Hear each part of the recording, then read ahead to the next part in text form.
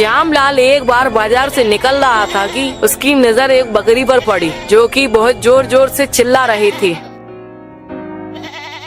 अरे भैया, ये बकरी कितने की दी? अरे भैया, ये बकरी 600 रुपए की है।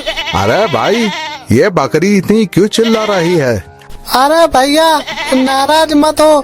अरे भैया, ये बकरी कई दिनों से भूखी है ना। अरे भाई, क्या करते हो? क्या तुम लोग सिर्फ पैसा कमाना ही जानते हो? बेचारे जानवरों का बिल्कुल ध्यान नहीं रखते। देखो जानवर कब से भूखा है और तुम होगी इस पर बिल्कुल ध्यान नहीं दे रहे हो। अरे भैया, मेरे गांव में सूखा पड़ा है जिसकी वजह से हमारे खेत बंजर हो गए हैं और पानी का भी अकाल पड़ा है। इसी वजह से हमारे गांव के सभी लोग गांव छोड़कर दूसरी जगह चले गए हैं भैया। और ये बकरी लेकर मैं कहाँ जाऊँ, इसलिए ही तो मैं इस बकरी को बेचना चाहता हूँ। ये बकरी मुझको दे दो, इस बकरी को मैं खरीदना चाहता हूँ। और श्यामलाल उस बकरी को लेकर अपने घर जाता है। क्योंकि श्यामलाल अच्छा बड़ा किसान था, इसलिए उसके पास खुद के लिए और जानवरों के लिए काफी भोजन था। और श्यामलाल उस बकरी को लेकर अपने घर जाता है। क्योंकि श्यामलाल अच्छा बड़ा किसान था, इसलिए उसके पास खुद के लिए और जानवरों के लिए काफी भोजन था।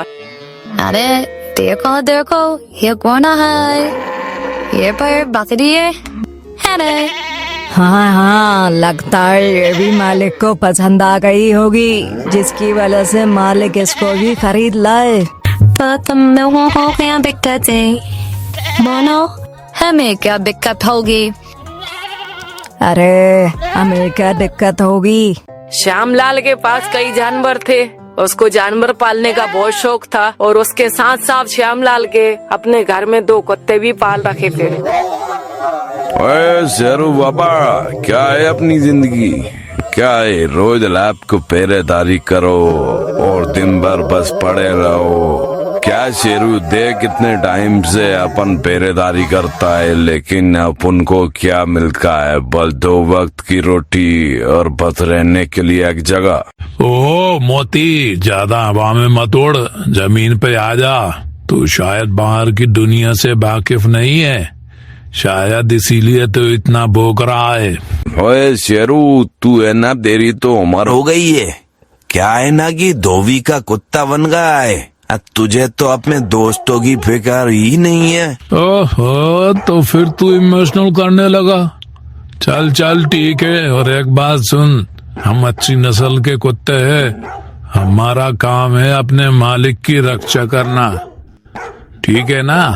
हाँ हाँ, समझ ला, ठीक है। पता नहीं वो दिन कब आएगा जब मैं इधर से बाहर निकलकर पूरी दुनिया घूमूंगा। कई दिन बाद इमली बकरी ने 4 बच्चों को जन्म दिया। उसे देखकर श्यामलाल बहुत खुश हुआ, लेकिन ये खुशी ज्यादा देर तक नहीं चलने वाली थी। क्योंकि श्यामलाल के घर 2 चोरों की नजर थी, टोनी और टुंडा।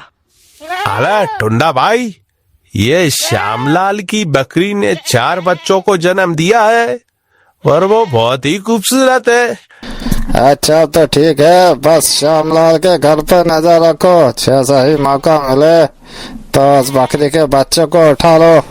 अरे शेरू भाई, आज बाहर चलो ना, आज रात बहुत घूमने का मन कर रहा है मेरा, पर थोड़ी देर में वापस आ जाएगा ना भाई? नहीं, मैं अपने मालिक का भरोसा नहीं तोड़ सकता। तुम्हें जाना है तो जा सकते हो, मैं नहीं जाऊंगा। अरे यार शेरू, क्या है तू मेरा यार, और तेरे बिना मैं कहीं नहीं जाऊंगा। भले ही मेरा आज जन्मदिन ही क्यों ना खराब हो जाए, पर मैं तेरे बिना कहीं नहीं जाऊंगा। तू मेरा शेरू भाई है, चलना, बस थोड़ी देर में वापस आ जाएंगे ना भाई। अच्छा अच्छा बाबा, ठीक है, बस आधा घंटा, ठीक है, इससे ज्यादा नहीं। अरे अरे ठीक है, बस मेरे यार, मुझे मालूम था तू ही मेरा सच्चा दोस्त है मेरे यार। हाँ हाँ, बस ज्यादा मस्का मत मार, वो तो आज तेरा जन्मदिन है, बस इसलिए। दोस्त भाई होता है जो दोस्त के जन्मदिन पे हर बात माने। तभी टोनी चोर ने उन दोनों डॉग को बाहर जाते देख लेता है और वो अपने दोस्त से बोलता है, अरे टुंडा भाई, सुनो ना, अरे सुनो तो, अरे टुंडो भाई सुनो। अरे क्या हुआ टुंडो, सोना देना क्या हुआ? सुनो तो, अरे मैंने श्यामलाल के दोनों डोगी को बाहर जाते हुए देखा है। क्या दोनों के दोनों? ओहो। हाँ मैंने अभी देखा है, तो सरकार अच्छा मौका है, उन बकरियों के बच्चों को उठा लेते हैं आज। तभी टोनी और टुंडा श्यामलाल के घर जाते हैं और उस बकरी के 2 बच्चों को उठा लाते हैं और बकरी जोर जोर से चिल्ला रही होती है। तभी मोती और शेरू वापस आ जाते हैं। तभी टोनी और टुंडा श्यामलाल के घर जाते हैं और उस बकरी के 2 बच्चों को उठा लाते हैं और बकरी जोर जोर से चिल्ला रही होती है। तभी मोती और शेरू वापस आ जाते हैं और बकरी का चिल्लाना सुनकर एकदम दंग रह जाते हैं। और मोती, अरे मोती, जरूर कुछ हुआ है। ये गेट तो अपन बंद करके गए थे ना, और ये इमली बकरी इतनी क्यों चिल्ला रही है? बकरी के पास जाकर देखता है और मोती को बुलाता है। अरे मोती भाई इधर आओ, इधर आओ, जल्दी आओ। अरे अरे क्या हुआ, क्या हुआ? अरे देखो यहाँ इमली के 2 ही बच्चे दिखाई दे रहे हैं। क्या 1 2? अरे ये क्या हुआ, 2 बच्चे कम है? अरे शेरू भाई, ये सब मेरी ही गलती है कि मैंने तुम्हें भी अपने साथ ले गया और उन चोरों को मौका मिल गया। देख मैंने कहा था, लेकिन तूने मेरी बात नहीं मानी।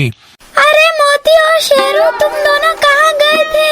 यहाँ मैं और मेरे साथी बहुत जोर जोर से चिल्ला रहे थे, पर यहाँ तुम दोनों नहीं थे और वो चोर मेरे बच्चों को उठा ले गया। अरे मुझे यहाँ सही सही बताओ, यहाँ क्या हुआ और तुम्हारे दोनों बच्चों को कौन ले गया? इमली दोनों को पूरी बात बताती है। इमली तुम चिंता मत करो, मैं किसी भी तरह तुम्हारे दोनों बच्चों को वापस ले आऊंगा। नहीं शेरू भाई, ये सब मेरी गलती है। इस गलती को मैं ही सुधारूंगा, इसलिए मैं ही इमली के बच्चों को वापस लेके आऊंगा। तुम यहाँ पर रहो और इन सब का ध्यान रखो। और शेरू इन दोनों चोरों को सूंघता हुआ निकल जाता है।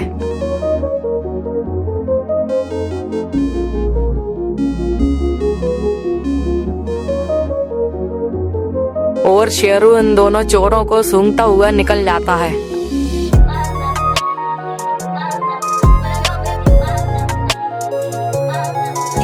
सरकार आज तो मजा ही आ गया, इन बकरी के बच्चों को बाजार में बेचेंगे। ठीक है, पर इस बच्चों को चुप कराओ, बड़े जोर जोर से चिल्ला रहे हैं। चुप हो जाओ, बस कल तक का इंतजार करो। बच्चे चुप हो जाते हैं और शेरू वहाँ सूंघते सूंघते पहुँच जाता है। ये दोनों बकरी के बच्चे मेरे हवाले कर दो, वरना क्या करोगा तुम? बताओ क्या करोगा तुम?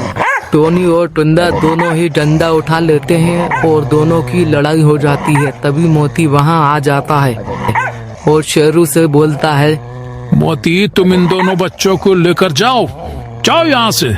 चलो बच्चों, यहाँ से चलो। दोनों बच्चों को घर छोड़कर शेरू वापस जाता है मोती को बचाने के लिए। वो देखता है कि शेरू घायल पड़ा हुआ है और दोनों चोर भाग जाते हैं और शेरू मोती को अपने साथ घर ले आता है। वो देखता है कि शेरू घायल पड़ा हुआ है और दोनों चोर भाग जाते हैं और शेरू मोती को अपने साथ घर ले आता है। और इमली, तुम दोनों का बहुत बहुत शुक्रिया, अगर तुम दोनों नहीं होते तो मेरे बच्चे मेरे पास नहीं होते। तो देखा आपने, एक दोस्त ने कैसे अपने दोस्त की मदद की और इमली के बच्चों को वापस लेकर आए। इसी को सच्ची दोस्ती कहते हैं।